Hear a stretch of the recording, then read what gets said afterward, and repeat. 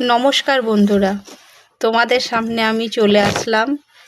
আজকে দুপুরে যে রান্না হয়েছে সেই রান্নাটা তোমাদেরকে দেখানোর জন্য বা তোমাদেরকে বলার জন্যই আমি তোমাদের সামনে হাজির হলাম। তো দেখো, আজকে দুপুরে করেছি রুই মাছের ঝোল, নতুন আলু দিয়ে আজকে করব।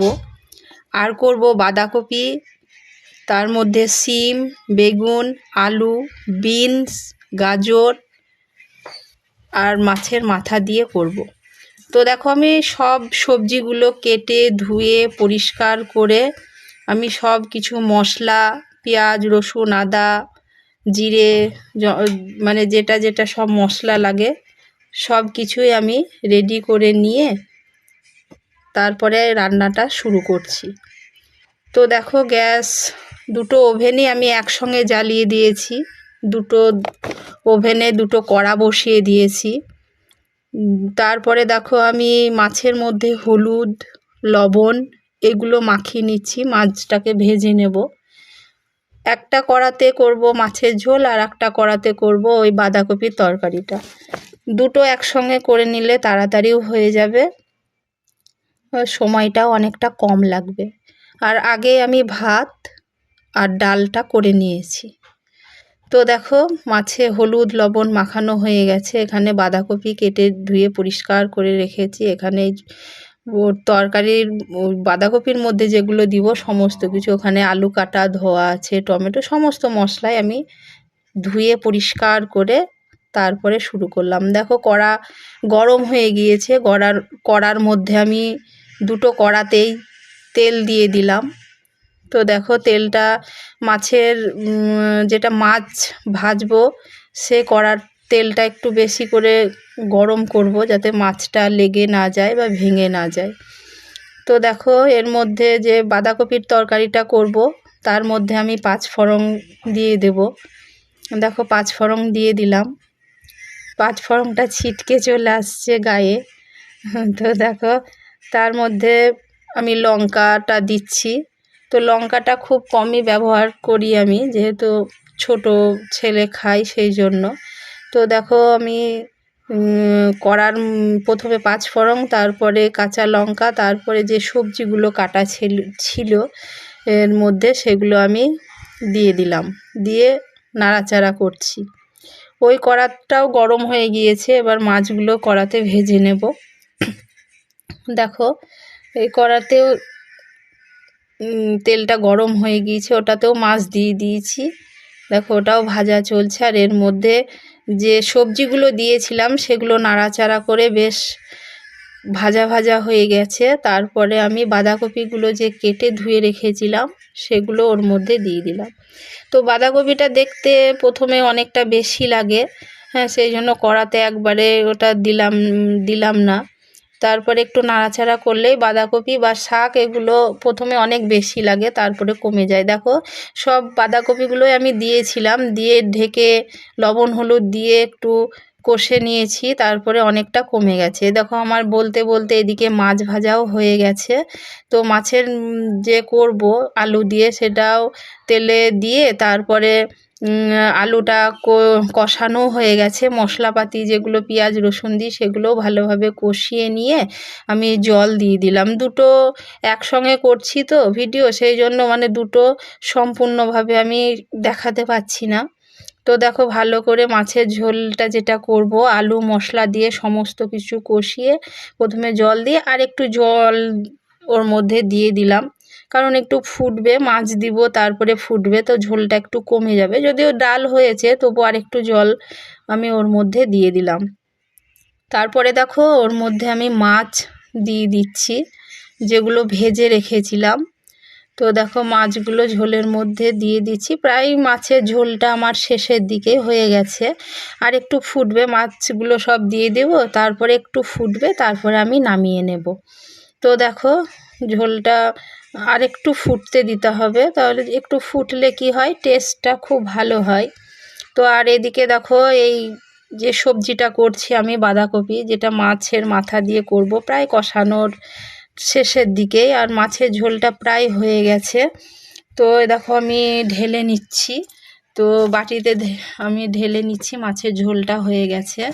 তো তারপরে দেখো যে সবজিটা আমি করব আর একটু বাকি আছে। এই কড়ার মধ্যেই আমি মশলাটা তৈরি করে নেব। যেটা বাঁধাকপির তরকারিটা আমি করছি, সেটা আমি এই কড়ার মধ্যেই মশলাটা তৈরি করে নিয়ে ওর মধ্যে ঢেলে দেবো। দেখো কড়াটা আমি একটু ধুয়ে নিচ্ছি।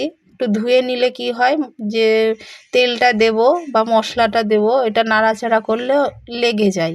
সেই জন্য কড়াটাকে আমি পরিষ্কার করে ভালো করে ধুয়ে নিচ্ছি। দেখো ধুয়ে আমি বসিয়ে দিচ্ছি, একটু গরম হলেই তেল দিয়ে দিব। শীতের সময় তো একটু কড়াটা তাড়তে বেশ সময় লাগছে, তো সবই ঠান্ডা হয়ে যাচ্ছে। তো দেখো প্রায় গরম হওয়ার মধ্যেই একটু জল ছিল, জলটাকে খুন্তি দিয়ে আমি ফেলে দিলাম। তো দেখো এর মধ্যে এবার আমি তেল দিয়ে দেব।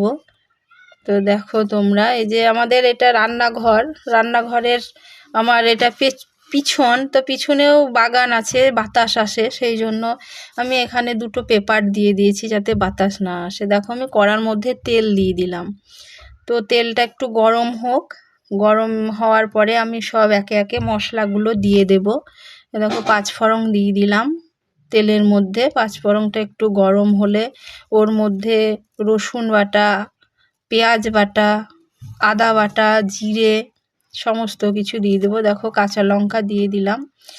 তো কাঁচা লঙ্কাটা, এই তরকারিটা ছেলে খাবে না বলে কাঁচা লঙ্কাটা ওই তরকারিতে আমি দুটো দিলাম। পেঁয়াজ আর রসুন বাটাটা আগে দিয়ে দিলাম, আমি একটু ভেজে নেব।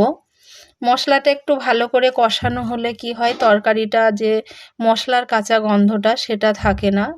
আবার একটু মশলাটা ভালো করে নাড়াচাড়া করলে, কষালে তরকারিটাও খুব ভালো হয়। তারপরে দেখো আমি জিরে আর আদা আলাদাভাবে বেটেছিলাম, সেই মশলাটাও আমি ওর মধ্যে দিয়ে দিলাম। দেখো আদা জিরে বাটাটাও আমি দিয়ে দিলাম। তারপরে এই মশলাটা বেশ কিছুক্ষণ আমি কষাবো। দেখো এটা অনেকক্ষণ একটু কষাবো, কষিয়ে তারপরে মাছের মাথাটা এই মশলার মধ্যেই আমি দিয়ে দেব।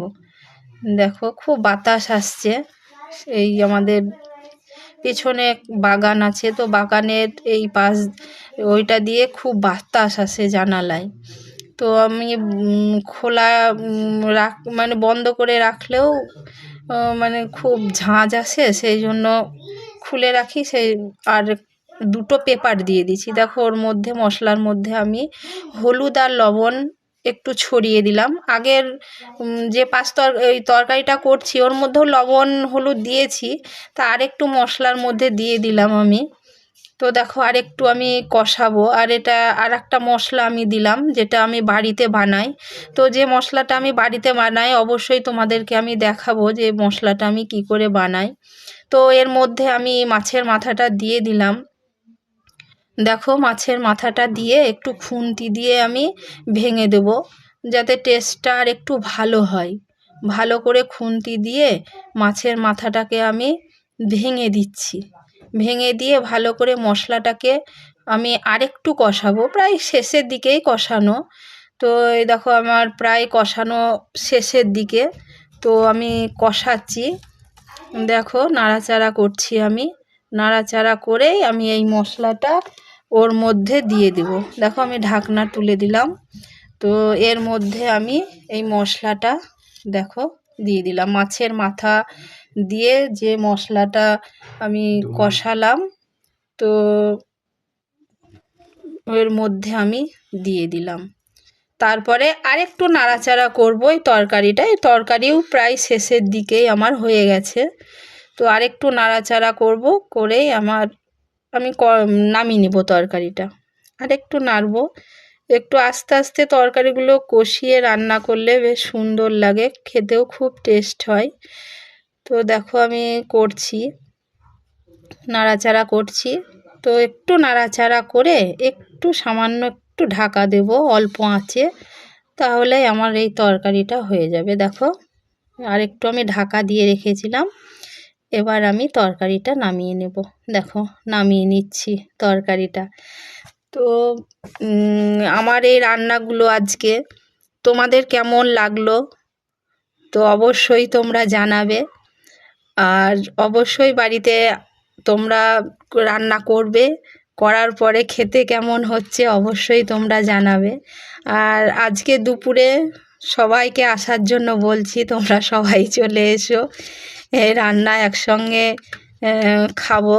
সবাই একসঙ্গে খেলে সেই জিনিসটা, রান্নাটা খেতেও খুব ভালো লাগে। তো কেমন লাগলো ভিডিওটা অবশ্যই তোমরা জানাবে। সবাই ভালো থেকো।